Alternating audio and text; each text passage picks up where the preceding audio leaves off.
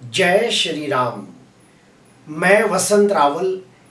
आज मैं आपको बताने आया हूं, जन्म कुंडली के 10वें भाव के अंदर राहु ग्रह बैठा हो तो ऐसे व्यक्तियों को कौन से कार्य क्षेत्र में जाने से बहुत लाभ होता है। साथ ही साथ आपको यह भी बताऊंगा कि जन्म कुंडली के 10वें भाव के अंदर राहु के साथ बाकी के ग्रह अर्थात सूर्य, चंद्र, मंगल, बुध, गुरु, शुक्र, शनि, अगर ये ग्रह राहु के साथ अंशात्मक युति करके बैठे हो तो फिर ऐसे व्यक्तियों को कौन से कार्य क्षेत्र में जाने से बहुत लाभ होता है। ये सारी बातों की चर्चा आज हम गहराई से करेंगे। तो आइए देखते हैं। जन्म कुंडली के अंदर ये जो भाव होता है, ये भाव को हम 10वां भाव कहते हैं। इसे हम कर्म भाव भी कहते हैं। और इसी भाव को देखकर हमें पता चलता है कि व्यक्ति को कौन से कार्य क्षेत्र में जाने से लाभ होगा, अर्थात नौकरी करने से, व्यापार करने से या फिर कोई प्रोफेशनल काम करने से वो धन अर्जित करेगा। साथ ही साथ हमें यह भी पता चलता है, 10वें भाव को देखकर हमें ये पता चलता है कि हमारी समाज के प्रति ड्यूटी क्या है, हमारा समाज के प्रति कर्तव्य क्या है। ये भी अगर कोई चीज बताता है तो है 10वां भाव। 10वें भाव को देखकर यह भी पता चलता है कि हमें समाज में कितना मान, सम्मान, पद, प्रतिष्ठा, यश, जश, कीर्ति प्राप्त होगी, वो सब 10वें भाव से देखा जाता है। अभी आते हैं राहु ग्रह के ऊपर। तो राहु को तो आप जानते हैं, राक्षस है, छल, कपट, धोखा, विश्वासघात का कारक है, कलयुग का कारक है। राहु टेक्नोलॉजी का कारक है, कम्युनिकेशन का कारक है। राहु मोबाइल का कारक है, नेटवर्क का कारक है। तो अभी हम लोग जानेंगे कि जन्म कुंडली के अंदर 10वें भाव के अंदर, कर्म भाव के अंदर अगर राहु बैठा हो तो क्या होता है। ऐसे व्यक्तियों को 42 वर्ष तक नौकरी के अंदर भी स्थिरता प्राप्त नहीं होती और व्यापार के अंदर भी स्थिरता प्राप्त नहीं होती। बार बार नौकरी धंधे बदलने पड़ते हैं। ऐसे व्यक्ति अगर व्यापार करना चाहे तो उन्हें अपने जन्म स्थान से दूर जाकर व्यापार करे तो सफलता मिलते देखी गई है। ऐसे व्यक्तियों को गैर कानूनी काम करने से आर्थिक लाभ होता है। ऐसे व्यक्तियों में और एक बात देखी है कि ये लोग अगर धन कमाने के लिए दूसरों की सहायता ले तो भी इन्हें अच्छा लाभ होता है। ऐसे व्यक्ति इंपोर्ट एक्सपोर्ट का धंधा करें तो भी उन्हें बहुत लाभ होता है। अभी हम आएंगे सूर्य ग्रह के ऊपर। अगर जन्म कुंडली के अंदर 10वें भाव के अंदर सूर्य के साथ राहु अंशात्मक युति करके बैठा हो, अर्थात सूर्य राहु की युति 10वें भाव में होती हो तो सूर्य ग्रहण योग बनता है और यह बिल्कुल अच्छा योग नहीं है। ऐसे व्यक्ति बहुत मेहनत करने के बावजूद वो उन्नति, प्रगति, विकास नहीं कर पाते जिसके वो हकदार होते हैं।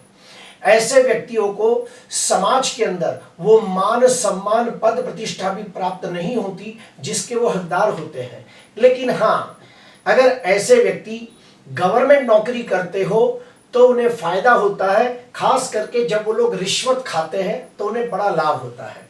ऐसे व्यक्ति के जीवन में एक बार बहुत बड़ी मानहानि या बदनामी के भी योग बनते हैं। ऐसे व्यक्ति लोगों को गवर्नमेंट नौकरी दिलाने के लिए लांच, रिश्वत खाते हैं, ये भी देखा गया है। अभी हम आएंगे चंद्र ग्रह के ऊपर। अगर किसी व्यक्ति की जन्म कुंडली के अंदर 10वें भाव के अंदर राहु के साथ चंद्र अंशात्मक युति करके बैठा हो तो चंद्र ग्रहण योग नामक अशुभ योग उत्पन्न होता है। ऐसे व्यक्ति भी बहुत मेहनत करने के बावजूद वो उन्नति, प्रगति, विकास नहीं कर पाते जिसके वो हकदार होते हैं। ऐसे व्यक्ति कोई भी कार्य क्षेत्र में जाए तो वो मन मार के काम करते हैं, यानी कि उसमें उसका इंटरेस्ट नहीं होता, अर्थात नौकरी धंधा करते समय वो खुश नहीं होते। ऐसे व्यक्तियों में और एक खास बात देखी है कि ऐसे व्यक्ति अगर समुद्र से निकलने वाला कोई भी चीज का धंधा करे तो उन्हें बहुत अच्छा लाभ होता है। ऐसे व्यक्ति अगर जो इंपोर्ट एक्सपोर्ट का बिजनेस करे तो भी उन्हें लाभ होता है। ऐसे व्यक्ति सीएनजी पंप का धंधा करे या फिर विदेश की टूर निकालने का धंधा करें तो भी उन्हें लाभ होता है। ऐसे व्यक्ति मिलावट का धंधा करें तो उन्हें ज्यादा फायदा होता है, जैसे कि दूध के अंदर मिलावट करें या फिर तेल के अंदर मिलावट करें, तो ये सब कामों में उन्हें सफलता मिलते देखी गई है, लेकिन आखिरकार उन्हें उनका अंजाम भी भोगना पड़ता है। ऐसे व्यक्ति लोग बोरिंग का मशीन जो डालते हैं, वो वाटर प्योरीफाई, ये सब काम करे तो भी उन्हें बहुत अच्छा लाभ होता है। ये लोग डुप्लीकेट पनीर बनाना, फिर मछुआरे, गोताखोर, ये सब कामों में भी उन्हें अच्छी सफलता मिलती है। अभी हम आते हैं मंगल ग्रह के ऊपर। अगर किसी व्यक्ति की जन्म कुंडली के अंदर 10वें भाव के अंदर राहु के साथ मंगल अंशात्मक युति करके बैठा हो तो अंगारक योग बनता है। ठीक उसी प्रकार किसी व्यक्ति की जन्म कुंडली के अंदर 10वें भाव के अंदर राहु बैठा हो और उसके ऊपर मंगल की चौथी दृष्टि, 7वीं दृष्टि या 8वीं दृष्टि पड़ती हो तो भी अंगारक योग बनता है। ऐसे व्यक्तियों को साहसिक क्षेत्र में जाने से बड़ा लाभ होता है, जैसे कि पुलिस खाता, army, navy, military, BSF, CRPF जैसे साहसिक क्षेत्र में जाए तो उन्हें बड़ी नामना मिलती है। ऐसे व्यक्तियों को टनल खोदना यानी कि गुफा बनाना, माइंस खोदना, पहाड़ों को तोड़ना, ये सब कामों के अंदर भी अच्छी सफलता मिलती है। ऐसे व्यक्ति चाहे तो तंबाकू, बीड़ी, भांग, चरस, गांजा, अफीम जैसी कोई चीजों की खेती करे तो भी उन्हें बड़ा लाभ होता है। ऐसे व्यक्ति चाहे तो एक अच्छे रॉ एजेंट बन सकते हैं, जासूस बन सकते हैं, डिटेक्टिव बन सकते हैं। ऐसे व्यक्ति चाहे तो फॉरेंसिक डिपार्टमेंट के अंदर अच्छा काम कर सकते हैं। ये लोग पोस्टमार्टम जो करते हैं वो डॉक्टर भी बन सकते हैं। ऐसे व्यक्ति अस्त्र शस्त्र बनाने वाला कोई काम करे तो भी उन्हें अच्छी सफलता मिलती है। अगर कोई बच्चा पढ़ाई करता हो तो एरोनॉटिकल इंजीनियर भी बन सकते हैं, रडार इंजीनियर भी बन सकते हैं, स्पेस इंजीनियर भी बन सकते हैं। अभी हम आते हैं बुध ग्रह के ऊपर। अगर किसी व्यक्ति की जन्म कुंडली के अंदर 10वें भाव में राहु बैठा हो और अगर उसके साथ बुध ग्रह अंशात्मक युति करके बैठा हो तो जड़त्व योग नाम का अशुभ योग बनता है। लेकिन इसके अंदर एक खास बात देखी गई है कि ऐसे व्यक्ति चाहे तो एक अच्छे ज्योतिषकार बन सकते हैं, एक अच्छे तांत्रिक बन सकते हैं। ऐसे व्यक्तियों को रिसर्च के क्षेत्र में जाने से बहुत अच्छी सफलता मिलती है। ऐसे व्यक्ति जो गाय, भैंस, बकरी जो चारा खाती है अगर उसका धंधा करे तो भी लाभ होता है। क्यों? क्योंकि बुध है घास, बुध है ग्रीनरी, तो बुध राहु की युति की वजह से ऐसे व्यक्ति गाय, भैंस, बकरियों को जो चारा खिलाते हैं उसका काम करे तो भी उन्हें अच्छी सफलता मिलती है। ऐसे लोग एक अच्छे स्किन स्पेशलिस्ट, कुष्ठ रोगी के डॉक्टर भी बन सकते हैं। ऐसे व्यक्ति चाहे तो ईएनटी स्पेशलिस्ट यानी आंख, कान, नाक के डॉक्टर भी बन सकते हैं। ऐसे व्यक्ति अगर पढ़ाई करते हो तो उन्हें सॉफ्टवेयर इंजीनियरिंग का पढ़ाई करना चाहिए, तो वो लोग बहुत अच्छी सफलता प्राप्त करते हैं। एक अच्छे आर्किटेक्चर भी बन सकते हैं। ऐसे व्यक्ति पोस्टमैन भी बन सकते हैं, टेलीकम्युनिकेशन का भी काम कर सकते हैं, मोबाइल रिचार्ज का भी काम कर सकते हैं। ये सारे कामों से उन्हें बहुत अच्छी सफलता प्राप्त होती है। अभी हम आएंगे गुरु ग्रह के ऊपर। अगर किसी व्यक्ति की जन्म कुंडली के अंदर 10वें भाव के अंदर राहु बैठा हो और उसके साथ गुरु अंशात्मक युति करके बैठा हो तो विप्र चंडाल योग नाम का बहुत भयंकर अशुभ योग बनता है। ये योग भी अच्छा नहीं माना गया है। ऐसे व्यक्ति भी बहुत मेहनत करने के बावजूद वो उन्नति, प्रगति, विकास नहीं कर पाते जिसके वो हकदार होते हैं।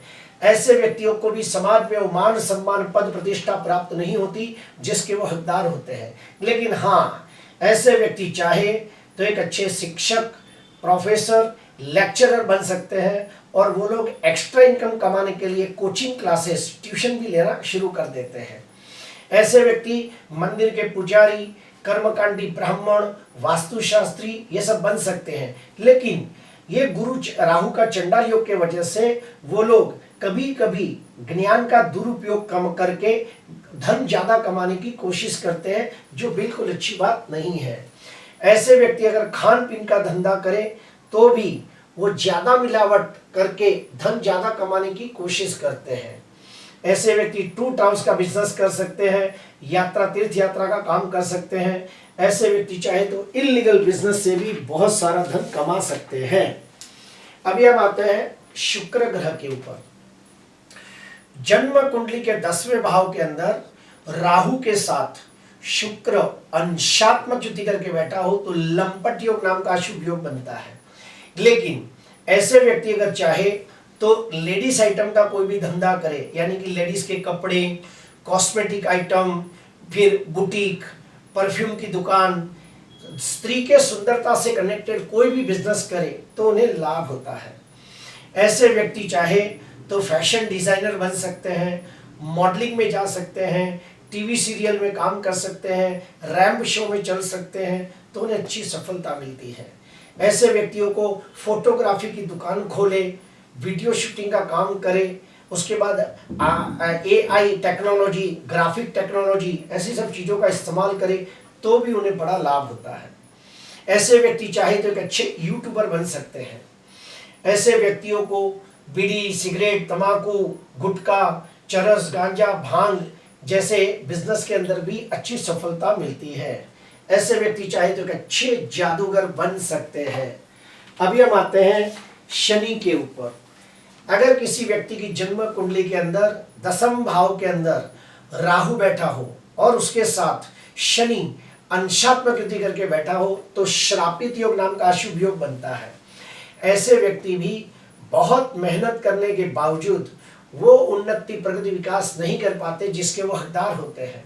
शनि राहु का श्रापित योग अगर 10वें भाव में होता हो तो ऐसे व्यक्तियों के हर काम में बहुत सारे विघ्न, अड़चने, रुकावटें, तकलीफें आती है। ऐसे व्यक्ति अगर व्यापार करें तो उनके अंदर नुकसानी होने की संभावना ज़्यादा होती है। ऐसे व्यक्तियों को पार्टनरशिप बिल्कुल नहीं करनी चाहिए। ऐसे व्यक्तियों को ज़्यादातर मैंने देखा है कि वो लोग लोखंड, ग्रिल यानी कि फैब्रिकेशन, केमिकल प्लांट, जूते बनाने की फैक्ट्री, गुड्स कैरियर के वाहन यानी कि ट्रक, 460 टेम्पो, ये सब का काम करे तो भी उन्हें लाभ होता है। जिसके भी कुंडली के अंदर 10वें भाव के अंदर शनि राहु की युति हो तो ऐसे व्यक्ति वाइन शॉप यानी कि दारू की दुकान, बियर बार, ये सब का धंधा करे तो भी उन्हें सफलता मिलती है। डामर का रोड बनाना, राशन की दुकान खोलना, चाय की दुकान खोलना, उसके बाद पान का गल्ला खोलना, ये सारे व्यापारों से भी लाभ होता है। प्रिय दर्शकों, अगर किसी व्यक्ति की जन्म कुंडली के अंदर 10वें भाव के अंदर राहु नीच राशि में निर्बल हो या फिर राहु कोई अशुभ योग निर्माण करता हो, जैसे कि सूर्य ग्रहण, चंद्र ग्रहण, जड़त्व योग, अंगारक योग, ये सब योग बनाता हो तो क्या करें? तो ऐसे समय पे आपको राहु को शांत करने का प्रयास करना चाहिए।